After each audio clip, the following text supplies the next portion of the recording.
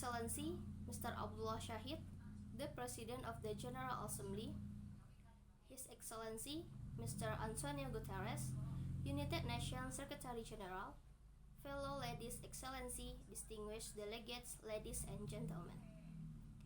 It is my distinguished honor and pleasure on my own behalf and that of my 8 million plus people and government to join other global leaders in addressing the General Assembly today. Countries that adhere to democracy should make the existence of women in politics equal to existence of men. However, what happened in Papua New Guinea and several other countries has not been implemented optimally. The patriarchal culture of the community makes the mindset of the people instilled since childhood hampers this political equality. The patriarchal society believes that leadership is only held by men, while women only deal with household matters. But now, there are human rights that regulates women equality in politics. I remember when the United Nations said that women must be equal participants, and democracy needs women in order to be truly democratic.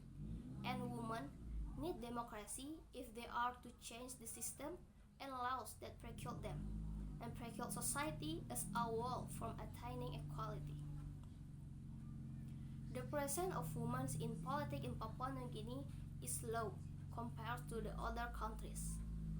There are quite a number of female legislative candidates running for election, but only a few have won and passed to parliamentary seats. In 1997, there were 38 legislative candidates, but only 2 managed to win.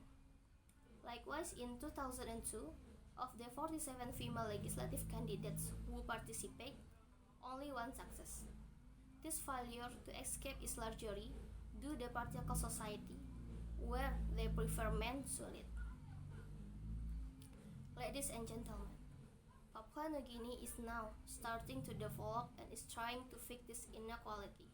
The existence of patriarchal society is a bit of obstacle to women equality in politics in Papua New Guinea.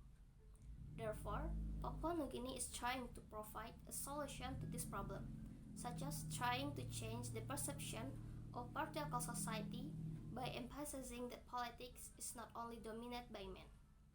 In addition, there is an attempt to enact a law that contains the allocation of seats in parliament specifically for women candidates. In terms of regulating candidates who will participate in election, political parties should also ensure that half of the candidates are women.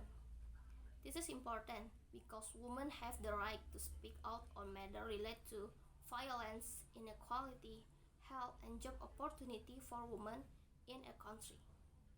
With the implementation of these various solutions, it is hoped that Papua New Guinea and other countries will not longer to be unequal country in terms of women equality in politics.